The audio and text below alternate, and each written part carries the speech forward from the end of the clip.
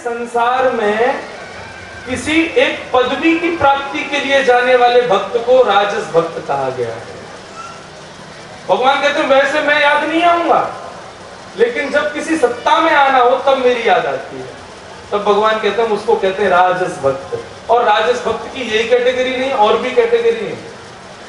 मेरा घर बन जाए, गाड़ी बन जाए, ये सब कुछ, ये सब राजस भक्त है। भगवान कहते हैं मुझको वो अच्छा नहीं लगता जो मेरे आगे सदैव भिखारी बन के बैठा रहता है, मुझे ये दे दो, ये दे दो, ये दे दो। दूसरा भक्त भगवान कहते हैं तामसी भक्त। माँ ये तामसी भक्त कैसा होता है? बोले ये मेरे पास आकर के किसी और की हार को मांगता है। सामने वाले की बहुत बढ़िया धंधा चल रहा है, प्रभु ऐसी कृपा कर दो इसकी टांग वांग टूट जाए, इससे काम करना बंद हो जाए, ऐसी कुछ कृपा करो मुझको। किसी और की हिंसा की कामना करने वाला मनुष्य तामसी भक्त है।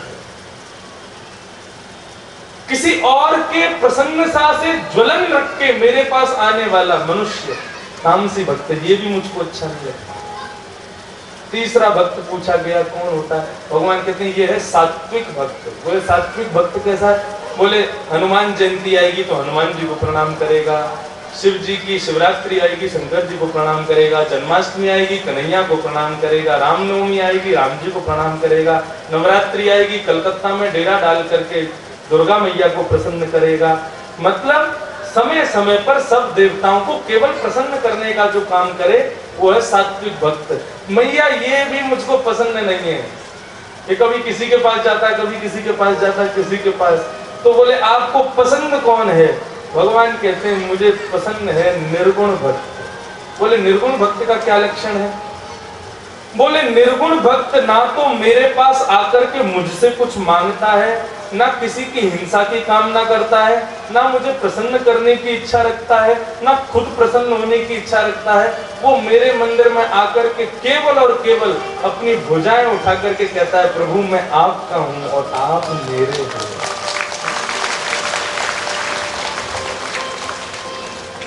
जो अपना सब कुछ मुझको मानता है और मुझे अपना सब कुछ मानता है, ये निर्गुण भक्त है। माँ ये मुझे अत्यंत प्रिय है। तुम हमारे थे प्रभु जी, तुम हमारे हो, तुम हमारे रहोगे ओ मेरे प्रियतम। तुम हमारे थे प्रभु जी, तुम हमारे हो,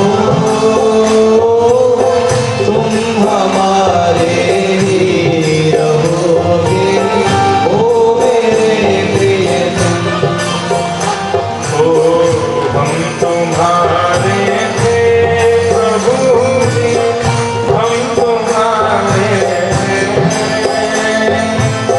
हम तुम्हारे रहेंगे ओ मेरे प्रियतम। हम तुम्हारे थे प्रभु जी, हम तुम्हारे हैं, हम तुम्हारे रहेंगे ओ मेरे प्रियतम।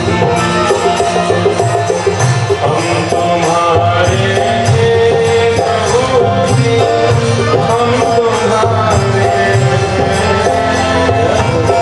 हम तुम्हारे रहेंगे ओ मेरे प्रियतम।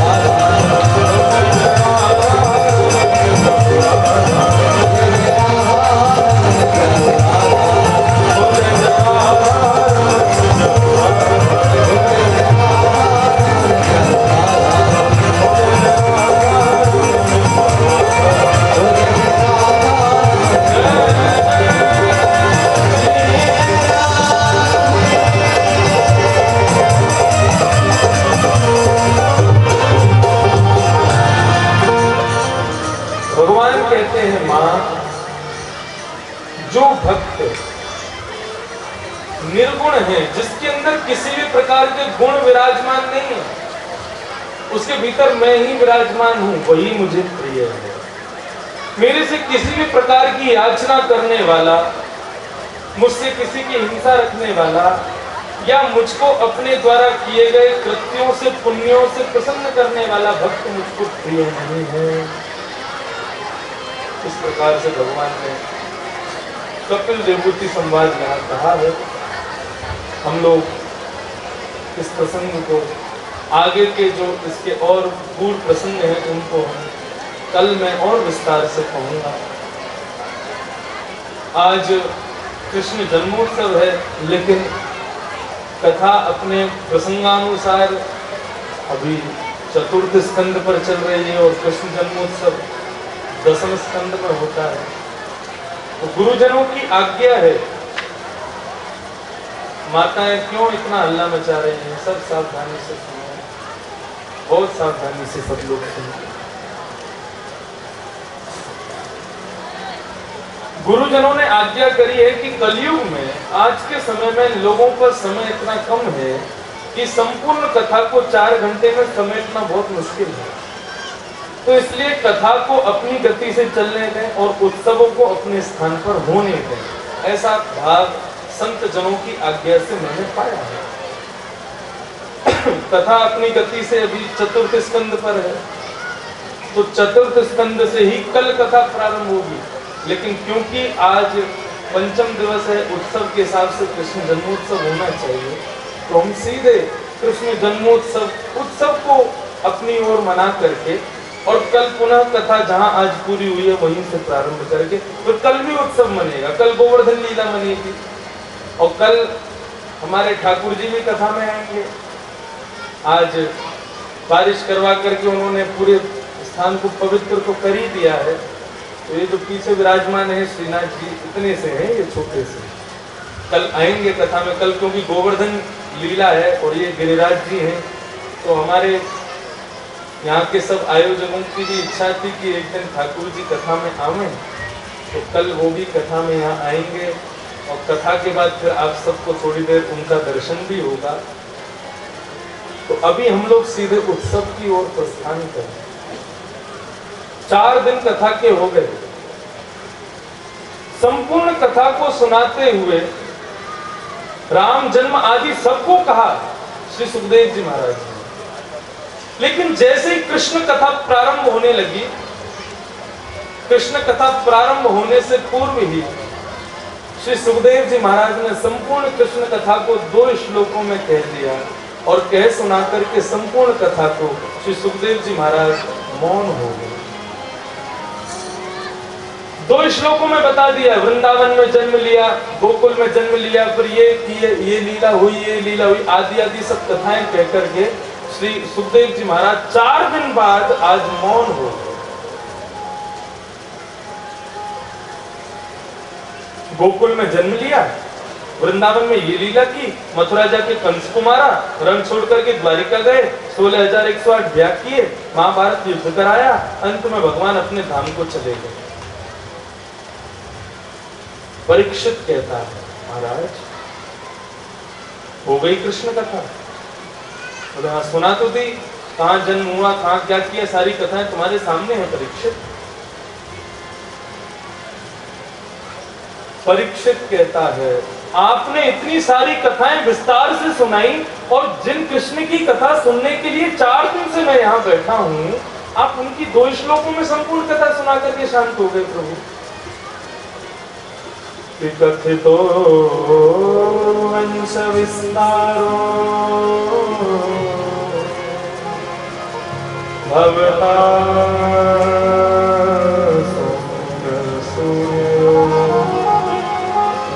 राज्ञां चोभयवंशानां चरितं परमाद्भुतम्। 10-15 मिनट के लिए बहुत सावधानी से कथा श्रवण कीजिए।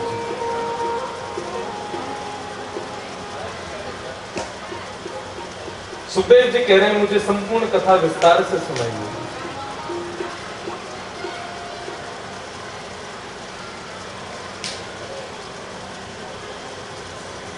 सुखदेव जी कहते हैं परीक्षित 4 दिन हो गए तुम एक आसन से बैठे हो, तुमने कुछ खाया नहीं है, पिया नहीं है। थोड़ी देर के लिए कथा को मैंने विराम कर दिया है, तुम कुछ खा पी लो, तुम्हें भूख लगी होगी। परीक्षित जी कहते हैं पिबन्तम त्वम मुखाम भोज, आपके मुख से मैं इतनी सुंदर कथा को सुन रहा हूं, इतनी कथा गंगा, इतनी सुंदर कथा रस गंगा मेरे कर्ण रंध्र से मेरे भीतर जा रही है, उसके बावजूद भी यदि मुझको भूख लगे तो मैं कथा सुन ही नहीं रहा प्रभु। मैं देहाभिमान से शून्य हो गया हूं, मुझको भूख नहीं लगती, प्यास नहीं लगती। संसार में सबसे कठिन है भूख को जीतना। इसीलिए आए दिन लोग हमारे दिल्ली में अनशन पर बैठ जाते हैं, देखा आपने? क्यों? क्योंकि सबसे कठिन है वो, लेकिन फिर भी लोग बैठ जाते हैं अपनी बातें मनवाने के लिए, राजी करवाने के लिए।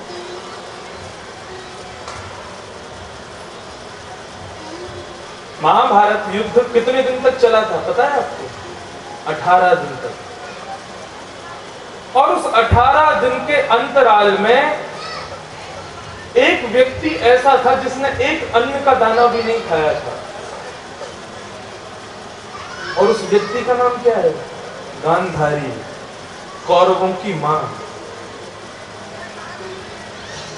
वो केवल दिन रात इसी चिंतन में थी कि मेरे बालकों का कोई बाल बांका ना कर सके, और प्रतिदिन उसको एक खबर मिलती थी, आज ये मर गया, आज वो मर गया, आज ये मर गया। वो खाती ही नहीं थी कुछ।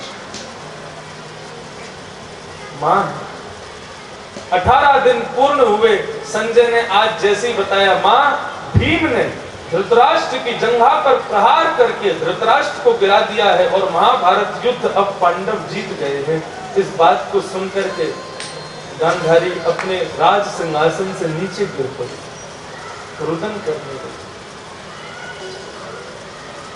अपने पति के चरणों में प्रार्थना करते हुए कहती है, महाराज जिस दिन मेरा आपसे ब्याह हुआ था ना,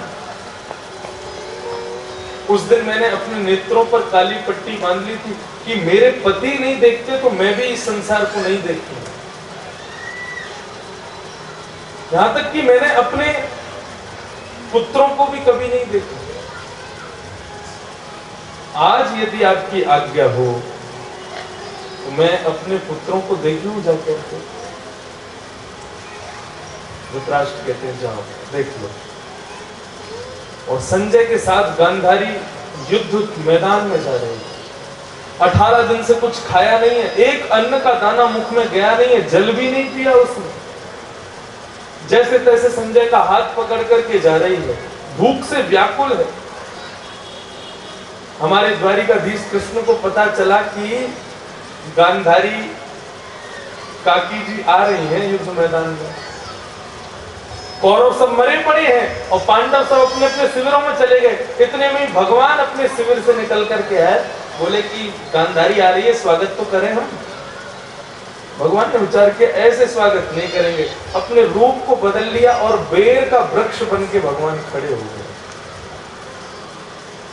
और जैसे ही भगवान खड़े हुए, गांधारी जैसे युद्ध मैदान में पहुंची है, रक्त बह रहा है, लोग मरे पड़े हैं, जहां तक दृष्टि जा रही है शव ही शव पड़े हैं। तभी गांधारी देखिए उन सभी शवों के मध्य में एक बेर का वृक्ष था। गांधारी जैसे बेर को देखती है, बेर को देखते ही मन में विचार आता है, पुत्रों को देख लूंगी, थोड़ी सी मेरे 18 दिन से कुछ खाया नहीं है, जो भूख मुझको लगी है उस भूख को थोड़ी सी शांत कर देती। वृक्ष के पास जाती है, बेर पकड़ने का प्रयास करती है तो ऊंचाई है, नहीं पकड़ पाती, तो इतनी व्याकुल हो जाती है भूख के मारे कि आसपास पड़े हुए शवों को पकड़ पकड़ करके उनके ऊपर चढ़ करके बेर पकड़ने का प्रयास करती है। एक के ऊपर एक शव रखे हैं और 10 शवों के ऊपर अकेली गांधारी खड़ी है, और जितनी बार ऊपर चढ़ती है वृक्ष और बड़ा हो जाता है। ऐसा वर्णन तो आया है, टीकाकारों ने कहा है महाभारत में कि 100 शव रखे तब जाकर के गांधारी के हाथ में बेर आया, और जैसे ही बेर आया वृक्ष अंतर ध्यान हो गया, शंख चक्र गदा पद्मधारी द्वारिकाधीश प्रकट हो गए। हुआ आप महाभारत युद्ध के मैदान क्षेत्र में क्या कर रही हो? गांधारी बोली, आप योगेश्वर कृष्ण हो ना? बोले हाँ जी। बोले, आज आपको पहली बार देखा प्रभु, निरंतर आपका स्पर्श किया, आपको सुना। आज आप जितने सुनने में मधुर हैं उतने देखने में मधुर हैं, बहुत सुंदर है। बोले, मेरी प्रशंसा बाद में करना, आप अपनी कुशलता बताओ, आप कैसे आई युद्ध मैदान में? कन्हैया, तुमको तो पता है ना, मैंने अपने नेत्रों से कभी किसी को निहारा नहीं। अब महाभारत नीति, मेरे पुत्र हार गए, तो मैंने सोचा कि क्यों ना मैं अपने मरे हुए बालकों को ही देख लूं, उनको देखने आई हूं। अच्छा, देख लिया आपने बालकों को? धृतराष्ट्र को देखा कि नहीं? उसको दुर्योधन को देखा? दुर्योधन, दुशासन आदि सबको देखा कि नहीं आपने? नहीं बेटा, अभी तो नहीं देखा। बोले, अरे बुआ, आपको ज्यादा दूर नहीं जाने दूंगा, नीचे नजर कर लोगी ना तो 100 के 100 पुत्र आपके नीचे हैं, आप उनके ऊपर ही खड़ी हुई हो मां।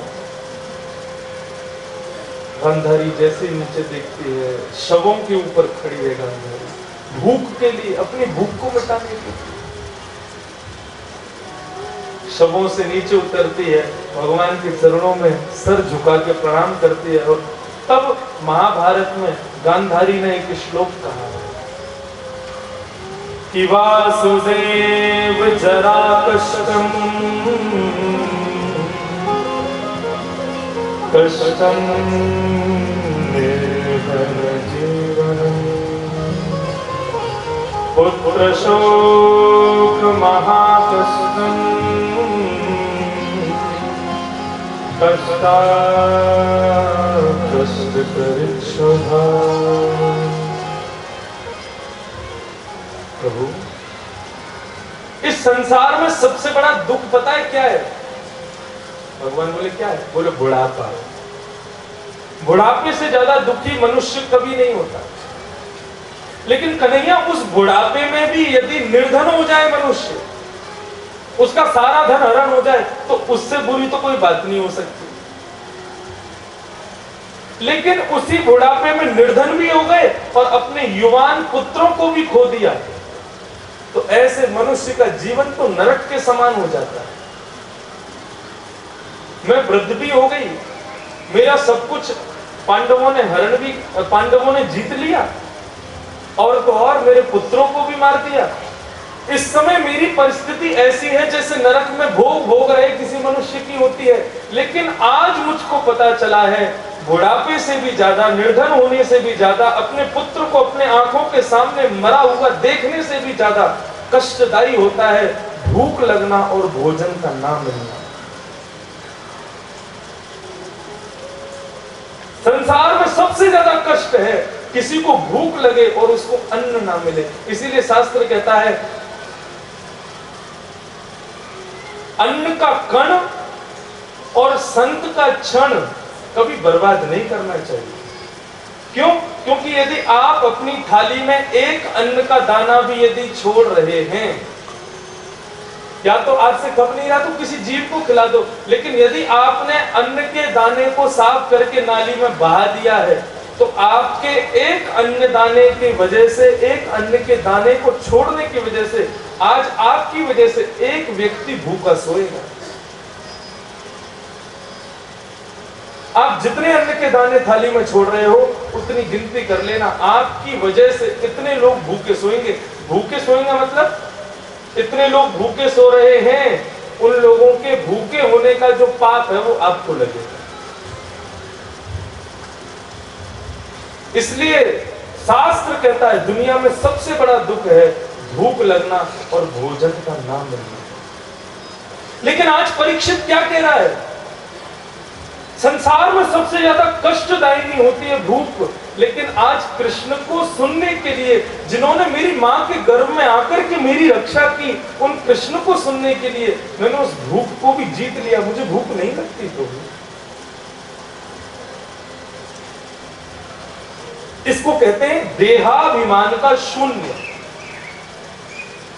मनुष्य जब अपने देह के अभिमान में रखता है तो उसको भूख भी लगेगी, प्यास भी लगेगी, पैर में दर्द भी होगा, सिर में दर्द भी होगा, नेत्र बंद करने का भी इच्छा होगी, सोने की भी इच्छा होगी। लेकिन जब अपने देह के अभिमान से शून्य हो जाता है, उसको अपने देह का अभिमान नहीं है, तो ना ही उसको भूख लगती है, ना ही उसको प्यास लगती है, ना उसको बैठने की इच्छा। माता पिता अपने पुत्र से बहुत प्रेम करते हैं। यदि पुत्र को जरा सी भी कोई बीमारी हो जाए तो कई कई दिन तक माता पिता भूखे रहते हैं। क्यों? उनको भूख नहीं लग रही? नहीं लगती। क्यों? क्योंकि वो अपने देह के अभिमान से शून्य हो गए। उनका प्रत्येक रोम ये चाहता है कि मेरा पुत्र ठीक हो जाए, इसलिए उनकी भूख तो है लेकिन वो भूख लगती नहीं है। ठीक उसी प्रकार जिस प्रकार उस बालक की स्वस्थता के लिए माता पिता भी भूखे रहते हैं, तो उनकी भूख का अंदाजा उनको लगता नहीं है। उनका रोम रोम बस यही कहता है मेरा पुत्र ठीक हो जाए। ऐसे ही भक्त जो भगवान को प्राप्त करना चाहता है, वो जब तक भगवान नहीं मिल जाते तब तक उसको भूख नहीं लगती, प्यास नहीं लगती। वो रोम रोम से केवल भगवान को ही पाना चाहता है। ये है देहाभिमान का शून्यता। स्वामी विवेकानंद रामकृष्ण परमहंस से कहते हैं मुझे भगवान से मिलना है। रामकृष्ण परमहंस कहते हैं 4 माला करके आओगे तब भगवान मिलेंगे।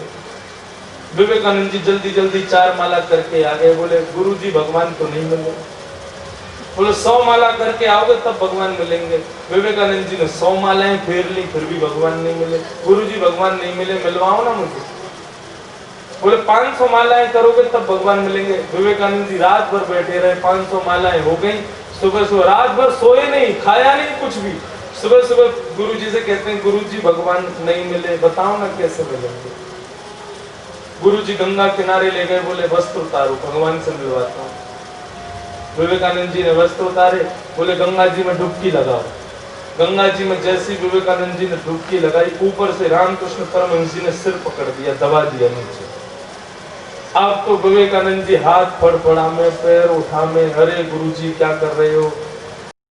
1 मिनट बाद जब हाथ छोड़ा, विवेकानंद जी बाहर आए, हाँफने लगे, प्रभु पता है मैं कितना व्याकुल हो गया था, मुझे श्वास नहीं आ रही थी। यदि आप कुछ क्षण और लगा देते तो मैं श्वास नहीं ले पाता, मेरी मृत्यु हो जाती।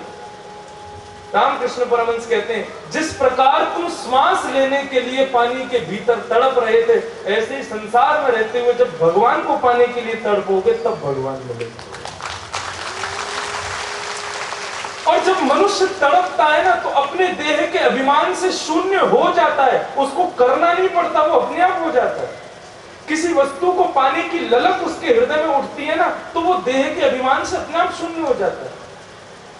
साधारण बालक को रोज नींद आएगी, लेकिन जब उसको अपना एग्जाम क्लियर करना हो, उसको अपनी क्लास में अव्वल आना हो, तो चाह करके भी सोएगा नहीं।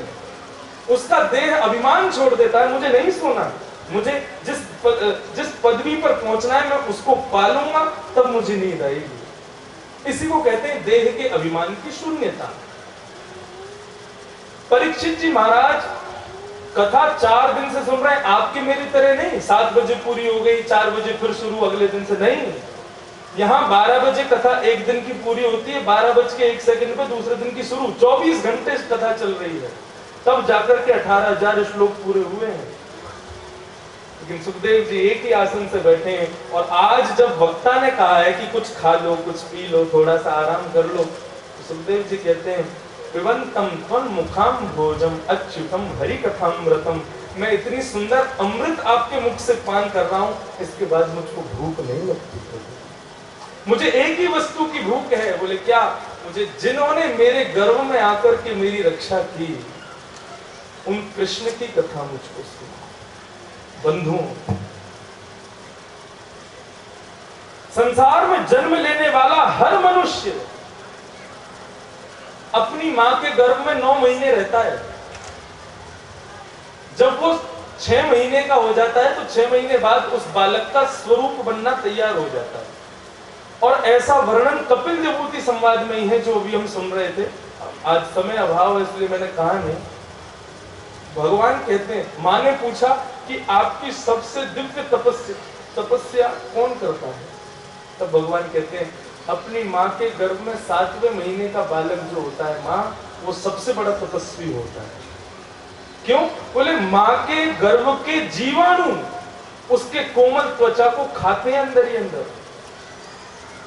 माँ ठंडा पीती है तो भी उसको जलन होती है, माँ गर्म पीती है तो भी उस बालक को जलन होती है। माँ कुछ भी खाती है पीती है, उस बालक को अंदर से जलन ही होती है। जीवाणु जितनी बार माँ पानी पीती है उतनी बार जीवाणु और बढ़ जाते हैं। कहने का अभिप्राय 6 महीने से लेकर के 9 महीने तक वो बालक इतना कष्ट में रहता है कि कई बालक तो उस कष्ट को सह नहीं पाते और अपने प्राणों का परित्याग कर देते हैं। लेकिन माँ, मैं हर माँ के गर्भ में जाकर के उस बालक की रक्षा करता हूँ, उसको जन्म देता हूँ। केवल परीक्षित की रक्षा भगवान ने नहीं की है, मेरी, आपकी, हम सब की, हमारी मातृ गर्भ में उन जीवाणुओं से रक्षा भगवान ने की है। आज परीक्षित याचना कर रहा है कि मेरे को जिन्होंने गर्भ में बचाया मैं उनकी कथा सुनना चाहता हूं। आप भी वही याचना रखो कि जिन्होंने हम सबको बचाया, जिन्होंने मुझको मेरी माँ के गर्भ में बचाया, वो कैसे हैं, वो कौन है, वो क्या है, मैं उनको सुनना चाहता हूं, मैं उनको जानना चाहता हूं। जब ये भाव परीक्षित ने व्यक्त किया तब श्री सुखदेव जी ने कृष्ण कथा कहना शुरू किया। क्यों? कहने का अभिप्राय यह है कि जब तक मनुष्य पूर्ण रूपेण निर्गुणता को प्राप्त नहीं होगा, पूर्ण रूपेण संसार से विमुख होकर के भगवान का नहीं बनेगा, तब तक उसको कृष्ण कथा समझ में नहीं आएगी, कृष्ण के चरित्र पल्ले नहीं पड़ेंगे उसके। लेकिन जब देखा है कि परीक्षित पूर्ण रूपेण निर्गुणता को प्राप्त हो गया, तब उन्होंने कृष्ण कथा कहना प्रारंभ किया है। बोले परीक्षित सावधान बैठो, तुम्हारे गर्व के रक्षक। और सुखदेव जी ने एक बात और कही है, हमको सुन के अच्छा लगेगा, क्या? कि तुम्हारे गर्व के रक्षक केवल भगवान नहीं है। गर्भ में तुम रह रहे थे, भगवान भी तुम्हारी माँ की गर्भ में आकर के तुम्हारी रक्षा करके गए, तो भले ही कुछ समय के लिए भगवान तुम्हारे साथ गर्भ में रहे हैं, इसलिए भगवान तुम्हारे सहोदर भ्राता भी हैं, वो हमारे भाई भी हैं। क्यों? बोले हमारी माँ के साथ हमारे साथ रहे हैं वो गर्भ में, इसलिए भगवान हम सबके भाई भी हैं इस नाते से। तो अपने ही भाई, अपने ही भगवान, भगवान हम सबके भाई हैं, उनकी कथा अब यहाँ से प्रारंभ हो गई। उत्सव के लिए सब लोग बिल्कुल अब प्रारंभ हम करेंगे। कैसे हुआ भगवान का अवतरण? पृथ्वी पर बहुत पाप बढ़ गया। पृथ्वी रोती हुई ब्रह्मा जी के पास गई, बोले महाराज आपको जब पता है कि राक्षस मुझको इतना दुख देते हैं तो आप राक्षसों को बनाते क्यों? पूरी सृष्टि ब्रह्मा जी बनाते हैं। ब्रह्मा जी बोले देखो हम तो इंसान बनाते हैं, राक्षस वो अपने आप बन जाता है। अब बताओ, रावण को कोई कमी थी? पुलस्त ऋषि का खानदान था, विप्र कुल, ब्राह्मण कुल में जन्म लिया था रावण ने, हर प्रकार की सुख सुविधाएं उसके पास दी, लेकिन फिर भी राक्षस बन गया। इसमें मेरी क्या गलती है? यदि आप राक्षसों को मरवाना चाहती हो तो शंकर जी के पास जाओ, राक्षसों का संहार चाहती हो तो शिव जी के पास जाओ, वो प्रलय के देवता हैं। शंकर जी के पास गई, शंकर जी ने कहा देवी देखो हम प्रलय करते हैं तो दुर्जनों के साथ सज्जन भी मारे जाएंगे, क्योंकि पृथ्वी हिलेगी, डामाडोल होगी, तो दुष्ट तो मरेंगे मरेंगे, 2-4 संत भी मर जाएंगे। आपको यदि केवल दुष्टों का संहार कराना है तो वो तो केवल और केवल भगवान नारायण कर सकते हैं, क्योंकि पृथ्वी पर अवतार उन्हीं को लेने की क्षमता है। आप उनसे प्रार्थना करो। तब क्षीर सागर के किनारे जाकर के पृथ्वी ने प्रार्थना की, भगवान ने आकाशवाणी की है, वसुदेव ग्रहे साक्षात् भगवान पुरुष जनिष्यते तत्प्रियार्थं सभवन्तु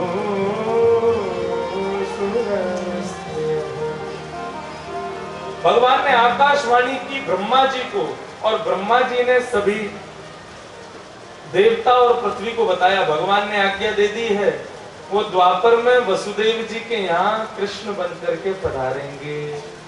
आप सब लोग पहले ही जाकर के पूरी ब्रजमंडल को पवित्र कर दो।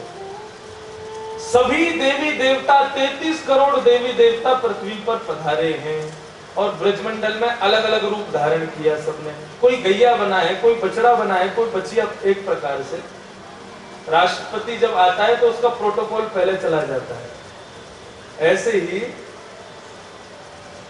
जगत पिता आ रहा है तो 33 करोड़ देवता पहले ही आकर के पृथ्वी पर विद्यमान हो गए। भगवान के पार्षद जय और विजय, उन दोनों को राक्षस बना के भगवान ने भेजा। मतलब राक्षस भी अपने ही हैं। संपूर्ण पृथ्वी पर अपने ही सभी 33 करोड़ देवताओं को भगवान ने ब्रजमंडल में भेज दिया।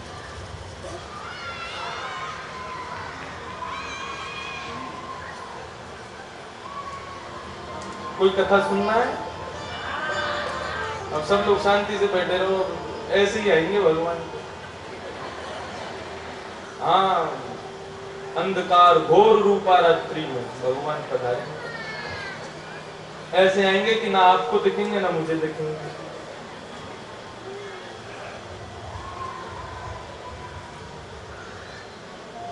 तीन देवता, ब्रह्मा, विष्णु और महेश।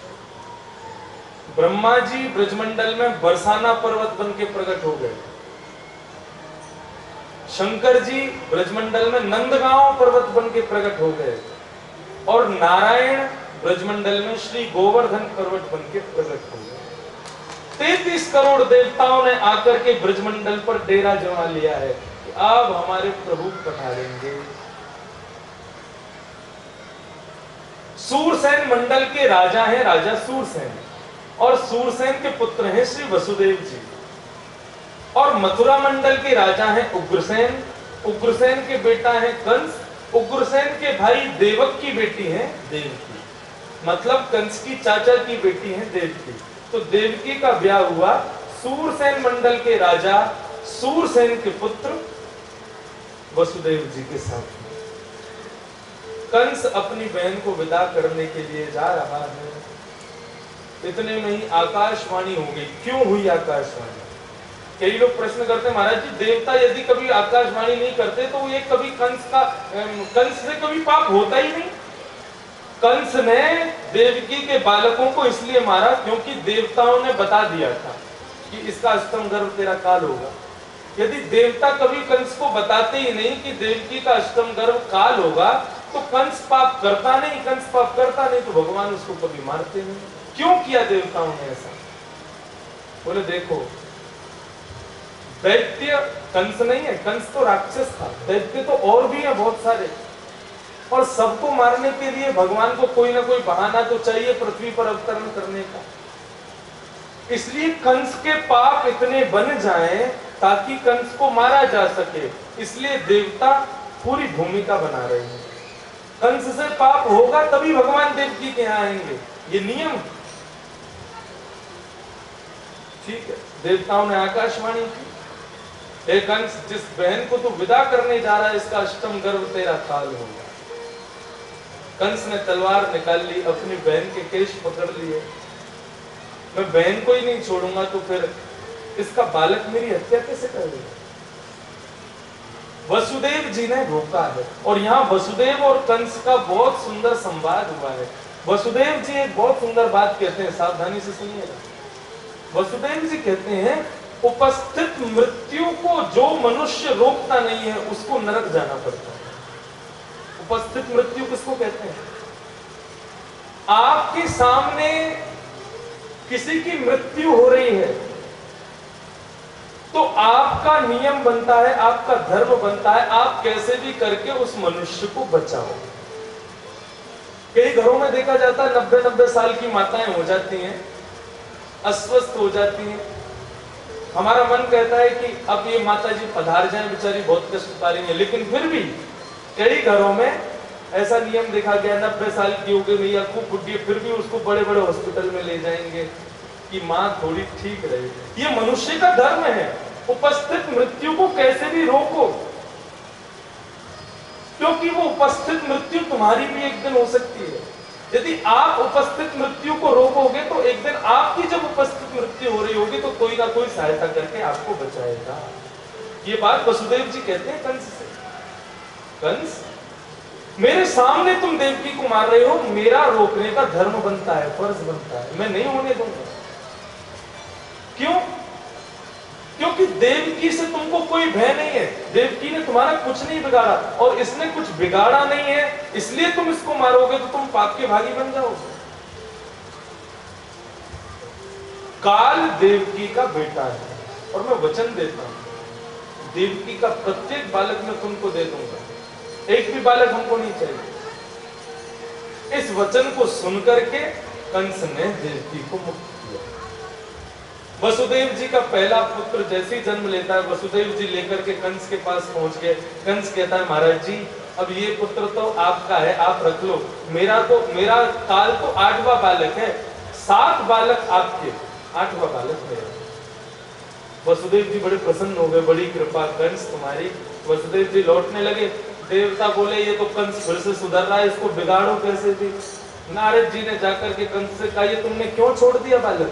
बोले मेरा भांजा है, 8वां बालक काल है, पहला बालक थोड़ी है।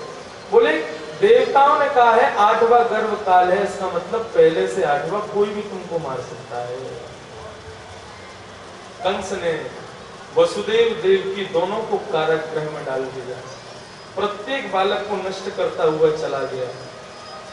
7वां बालक जैसे ही देवकी के गर्भ में आया, ये 7वां बालक कौन है? ये 7वां बालक है श्री बलराम जी महाराज। भगवान ने भद्रकाली को आमंत्रित किया और काली से कहा देखो हमारा एक काम कर दो। बोले क्या करना है? बोले ये 7वां बालक हमारे दाऊ दादा बलराम जी शेषनाग हैं, ये देवकी के गर्भ में चले गए हैं, इनको कैसे भी करके आप अपनी माया से रोहिणी के गर्भ में स्थापित करो। गोकुल में जो रोहिणी थी, योग माया काली माता कहने लगी इससे मुझे क्या मिलेगा? बोले कलयुग में तुम्हारी हमसे भी ज्यादा पूजा हुआ करेगी। काली माता प्रसन्न हो गई और भगवान की आज्ञा मान करके 7वें बालक बलराम जी का गर्भ स्थानांतरित करके उन्होंने रोहिणी जी के गर्भ में बलराम जी को स्थापित कर दिया। और कंस को यह सूचना मिली कि 7वां बालक गर्भ में ही नष्ट हो गया। कंस बोला अच्छा हुआ, नहीं तो मुझे मारना पड़ता। 8वां बालक हो रहा है, सिक्योरिटी बढ़ा दी, डबल ताले लगा दिए, भीतर पहुंचा दिया भयंकर तहखानों में, कहीं से भी मेरा काल जन्म ना ले ले। 8वां बालक भगवान श्री कृष्ण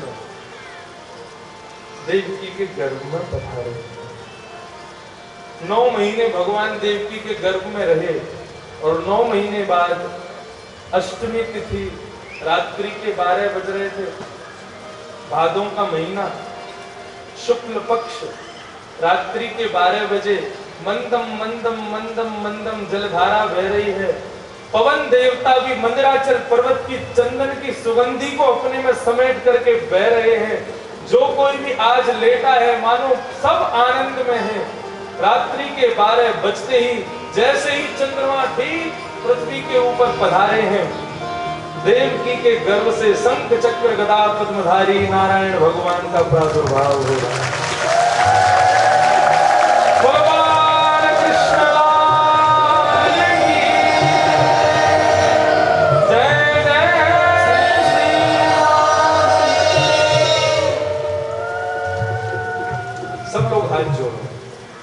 और भगवान को प्रणाम करो, भगवान का कैसा अवतरण हुआ है। चित्तमद्भुतं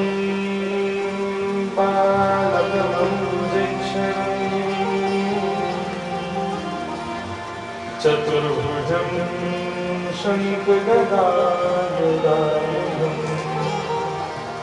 श्रीवत्सलक्ष्मं दलसौभगौस्तुभम् पीताम्बरं सान्द्रपयोधसौभगम्।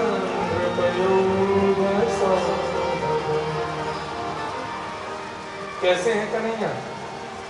तमद्भुतम बालकम, अद्भुत बालक ने जन्म लिया, ऐसा ना कभी किसी ने सुना ना कभी किसी ने देखा।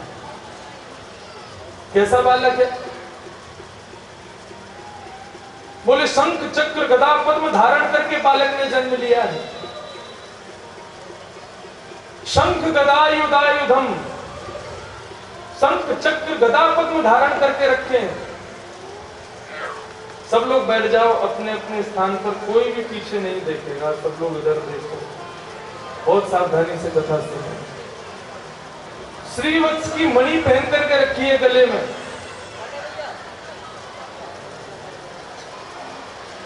ऐसे भगवान बन करके प्रकट हुए।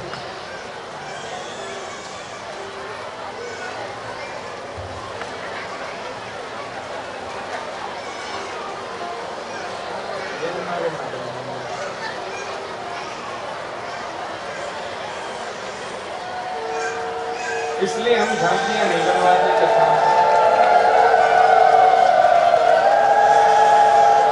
बोलो बाल कृष्ण।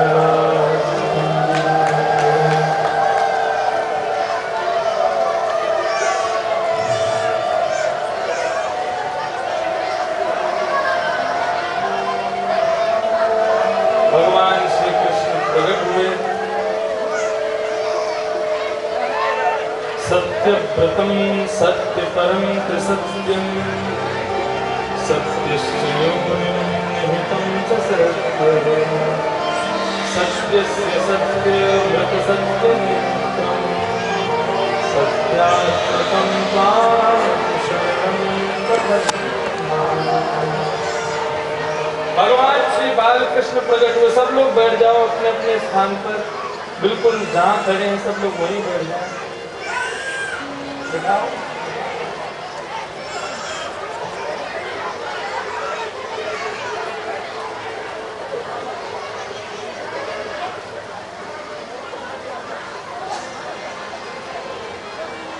भगवान ने वसुदेव जी को